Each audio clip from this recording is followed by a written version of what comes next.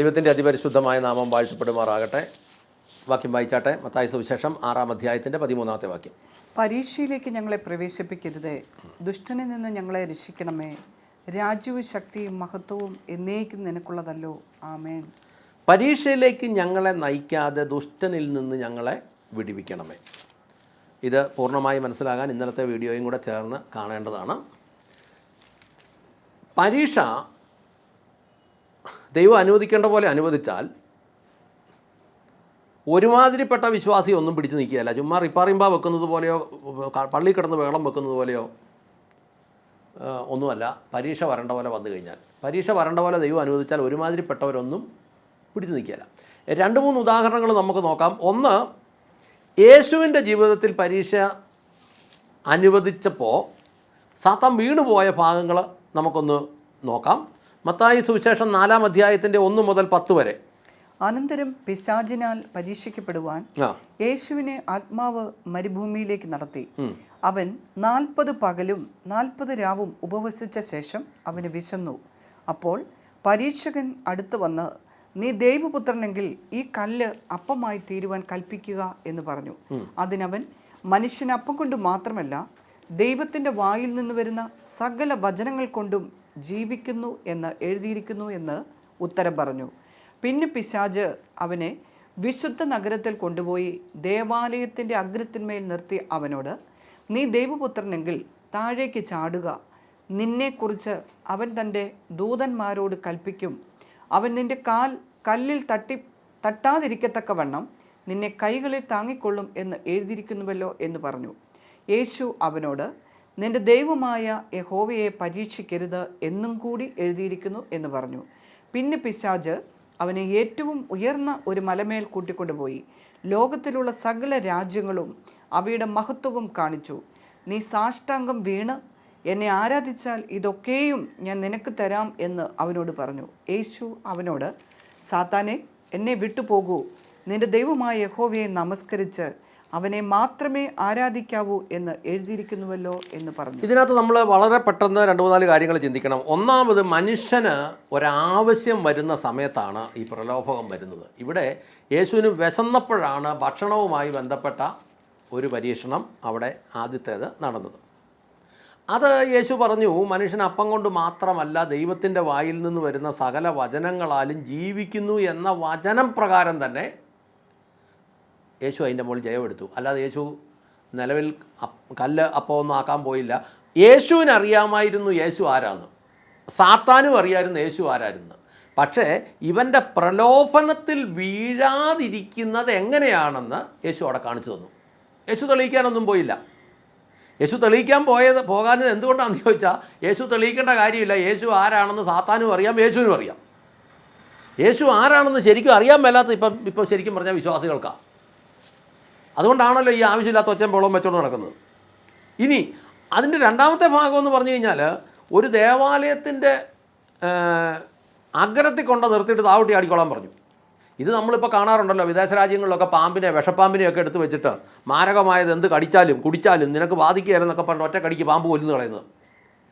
അത് ശരിക്കും പറഞ്ഞു കഴിഞ്ഞാൽ വഴിയെ പോയ പാമ്പിനെ എടുത്ത് തോളയിലിട്ടിട്ട് കടി മേടിക്കണമെന്നൊന്നും അല്ല ദൈവവചനം പറഞ്ഞത്. വിഷം കുടിച്ചാൽ ഏത് പാസ്റ്ററും ചാവും, ഏത് ശുശ്രൂഷകനും ചാവും. അത് മാരകമായത് എന്തും കുടിച്ചാലും ചാകുകയില്ല എന്നൊക്കെ പറഞ്ഞ് ദൈവത്തെ പരീക്ഷിക്കരുതെന്ന് അവിടെ എഴുതിയിട്ടുണ്ട്. നീ അറിഞ്ഞുകൊണ്ട് ചെയ്യുന്ന ഈ പരിപാടിക്കൊക്കെ പണി കിട്ടുമെന്ന് തന്നെ എഴുതിയേക്കുന്നത്. മൂന്നാമത് പറഞ്ഞു, എല്ലാം കാണിച്ചു കൊടുത്തിട്ട് പറഞ്ഞു, ഒന്ന് താണ് വീണ് നമസ്കരിച്ചാൽ ഈ ലോകമെല്ലാം നിനക്ക് തരാം. ഞാനിപ്പം മനസ്സിലാക്കുമായിരുന്നു, കേരളത്തിലെ വിശ്വാസികളോട് പറയുക, താണ് വീണ് നമസ്കരിച്ചാൽ ഇതെല്ലാം തരാമെന്ന് പറഞ്ഞാൽ ഒരു 90% തിരിച്ചു വീഴും. കാരണം ന്യൂജൻകാരനൊക്കെ ഇപ്പോൾ പറയുന്നത് സ്വന്തം ജെറ്റ്, 10,000ങ്ങളുടെ ലക്ഷങ്ങളുടെ സഭ, ഓടിയും BMW കാറ്, അർമാണിയുടെ സൂട്ട്, പെരുമ്പാമ്പിൻ്റെ തോല് കൊണ്ടുള്ള ഷൂവ്, 7 സ്റ്റാർ ഫുഡ്, ഇതെല്ലാം പറയുമ്പം വീണ് നമസ്കരിക്കാൻ പറഞ്ഞു കഴിഞ്ഞാൽ നേരിട്ട് സാത്താനുങ്ങാനും വന്ന് പറഞ്ഞാൽ ആ സെക്കൻഡ് വീണ് നമസ്കരിക്കും. ഇവിടെ യേശു പറഞ്ഞു, സാത്താനെ, എന്നെ വിട്ടുപോകൂ, നിൻ്റെ ദൈവമായ കർത്താവിനെ ആരാധിച്ച് അവിടുത്തെ മാത്രമേ സേവിക്കാവൂ എന്ന് എഴുതിയിരിക്കുന്നു എന്ന് പറഞ്ഞു. അപ്പോൾ എന്നാ സംഭവിച്ചെന്ന് അതിൻ്റെ 11-ാമത്തെ വാക്യം വായിച്ചേ. അപ്പോൾ പിശാച് അവനെ വിട്ടുപോയി. ദൂതന്മാർ അടുത്തു വന്ന് അവനെ ശുശ്രൂഷിച്ചു. ഈ 3 ഭാഗത്തും ദൈവവചനം തന്നെ തിരിച്ച് പ്രയോഗിക്കുകയും ശാസിക്കുകയും ചെയ്തതുകൊണ്ട് സാത്താൻ വിട്ടുപോയി. സാത്താൻ വിട്ടുപോയതുകൊണ്ട് ദൂതന്മാർ വന്ന് അദ്ദേഹത്തെ ശുശ്രൂഷിക്കും. കേരളത്തിലെ ശുശ്രൂഷകരോട് ഞാൻ പറയട്ടെ, ഈ സാത്താൻ പരീക്ഷിക്കുമ്പോൾ നിങ്ങൾ പ്രസംഗിക്കുന്നുണ്ടെന്നുള്ളതല്ല വിഷയം. സാത്താൻ പരീക്ഷിക്കുമ്പോൾ ദൈവവചനത്താൽ അതിനെ നേരിടാൻ പറ്റിയാൽ സാത്താൻ വിട്ടുപോകും, ദൂതന്മാർ വന്ന് ശുശ്രൂഷിക്കും. യേശു അത് ജയിച്ചത് എങ്ങനെയാണെന്ന് യേശു അവിടെ കൃത്യമായിട്ട് കാണിച്ചു. എന്നാൽ മനുഷ്യനെ സംബന്ധിച്ച് മനുഷ്യൻ വകുപ്പൊക്കെ പറഞ്ഞാലും അടുത്ത സമയം വീഴാൻ സാധ്യതയുണ്ട്. വീഴുമോ ഇല്ലയോ എന്ന് എനിക്കറിയത്തില്ല, പക്ഷേ വീഴാൻ സാധ്യതയുണ്ട്. മിക്കവാറും വീഴും. പത്രോസിനെ നോക്കാം. മത്തായി സുവിശേഷം 26:33 അതിന് പത്രോസ്, എല്ലാവരും നിന്നിൽ ഇടറിയാലും ഞാൻ ഒരു നാളും ഇടറുകയില്ല എന്ന് ഉത്തരം പറഞ്ഞു. യേശു അവനോട്, ഈ രാത്രിയിൽ കോഴി കൂകുന്നതിന് മുൻപ് നീ 3 പ്രാവശ്യം എന്നെ തള്ളിപ്പറയും എന്ന് ഞാൻ സത്യമായി നിന്നോട് പറയുന്നു എന്ന് പറഞ്ഞു. 26:33 ഈ രാത്രി കോഴി കൂകുന്നതിന് മുമ്പ് നീ 3 തവണ എന്നെ തള്ളിപ്പറയും. 26:33 പറയുന്നത്, ഇവൻ പറയുന്നു ആരിടറിപ്പോയാലും ഞാൻ ഇടറിപ്പോവുകയല്ലെന്നാണ് പറയുന്നത്. യേശു പറഞ്ഞു അങ്ങനെയല്ല, കോഴി കൂകുന്നതിന് മുമ്പ് 3 പ്രാവശ്യം തള്ളിപ്പറയും. വീണ്ടും പത്രോസ് 35 നോക്കി എന്നാ പറഞ്ഞത്, നിന്നോട് കൂടെ മരിക്കേണ്ടി വന്നാലും ഞാൻ നിന്നെ തള്ളിപ്പറയുകയില്ല എന്ന് പത്രോസ് അവനോട് പറഞ്ഞു.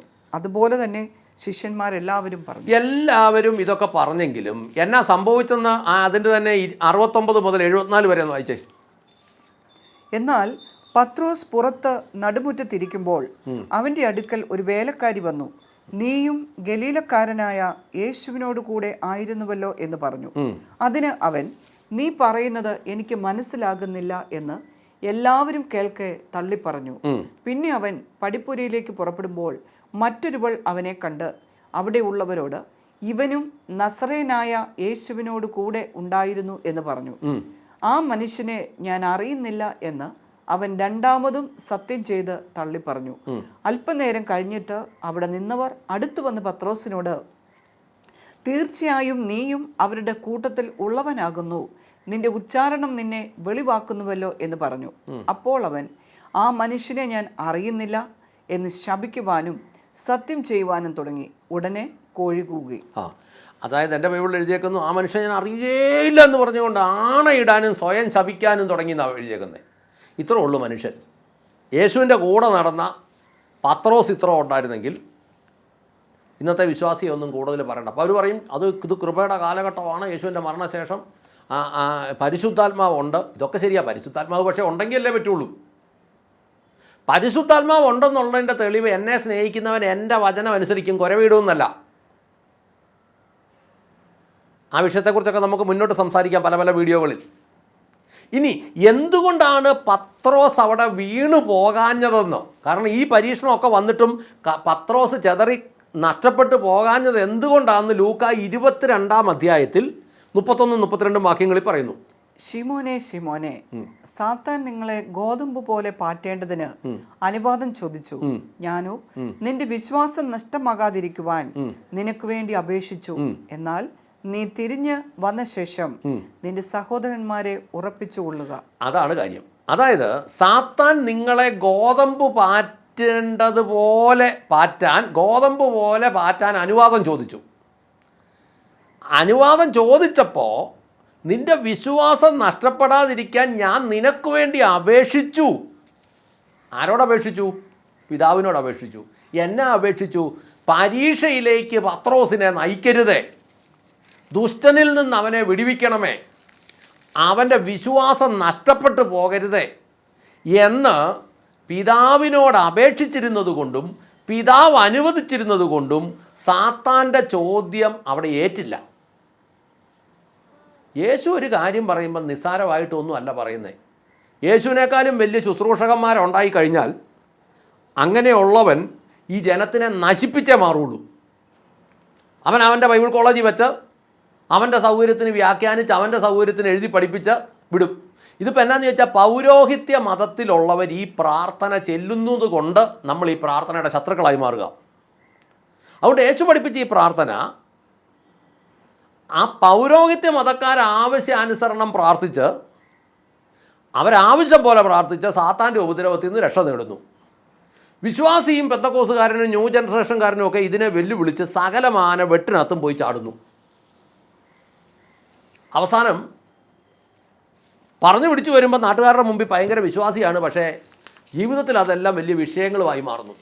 അതുകൊണ്ട് യേശു പഠിപ്പിച്ച ഈ പ്രാർത്ഥന രക്ഷിക്കപ്പെട്ടവനും രക്ഷിക്കപ്പെട്ടിട്ട് സ്നാനപ്പെട്ടവനും ആണെങ്കിൽ, ബഹളം വെക്കുന്നവനല്ലാതെ രക്ഷിക്കപ്പെട്ടിട്ട് സ്നാനപ്പെട്ടവനാണെങ്കിൽ, ഇത് നിങ്ങൾ രഹസ്യമായിട്ടെങ്കിലും നിങ്ങൾ ദൈവസന്നിധി ദിവസം ഒരു 8 പ്രാവശ്യം പ്രാർത്ഥിക്കണം, ദിവസം 3-4 പ്രാവശ്യമൊക്കെ പ്രാർത്ഥിക്കണം എന്ന്.